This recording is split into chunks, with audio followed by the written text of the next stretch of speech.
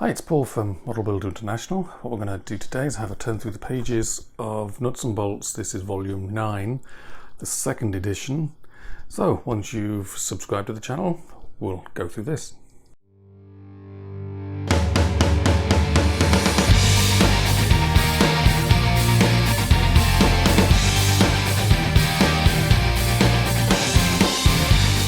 Okay, so let's look through the book. So this is new photos and drawings. There's another 12 pages of extra information that wasn't in the first edition. Obviously volume 9. The book is on the basically a 7.5 centimeter pack 40 on an RSO, obviously a modified hull on there as well. So let's have a flick through the pages. We've got this is the vehicle from the Koblenz Museum, which I think is the most original of the ones that are around. There is a couple more, but they're more like rebuilds, and not original. So then we come on, and basically we start off English and German. As always, the English is perfect. Bibliography, 31 different references used in this. Basically starts off with why these vehicles got developed. What was the need that led to these being made? Essentially, they needed mobile anti-tank guns, and German industry couldn't keep up with the demand, so trying to find other ways to get anti-tank guns mobile. Development of the Raupenschlepper Ost, the RSO. Development of the vehicle itself, deployment, camouflage markings on them, basically some judgment opinions on the vehicle itself. Basically it was mostly as ungainly as it appears to be. Used the surviving vehicles. Models, there's not that many models around this. This magazine, or this book, was first published quite a few years ago, and a new one still, I think, 7 years ago.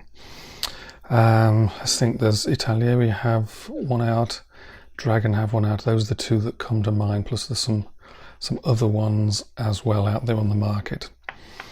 I think those are in 1/35th scale. So the kits are out there now. When this was written, it was there wasn't that much available. If anything, it was basically short-run production kits. So we come in. So details of the vehicle itself. Starting off with the prototypes, the canvas hood to make it look like a regular Raupenschlepper. As you can see, it's pretty sort of ungainly. The crew platform is basically too small for the gun. But there's all sorts of black and white period photographs of the vehicle, and then we've got on to photographs of vehicles that are being refurbished. This one's refurbished for a German museum. As you can see, there's pictures of everything you might possibly need. 1/35th scale drawings. This is the one from the I think the Koblenz Museum, I think. This is the most accurate of them all. We get onto some, I believe this part here is the extra photographs that have been added that weren't in the original. Some more photographs of it in use on the Eastern Front. These diagrams, these 3D drawings actually came from Dragon, I believe, when they were producing their 1/35th scale kit.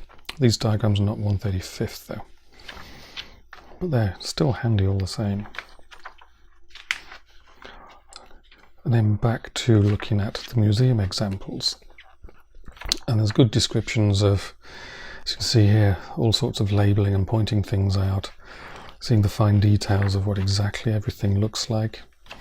Tracks. So you can add as much detail as you want to your model you might be building. Oops.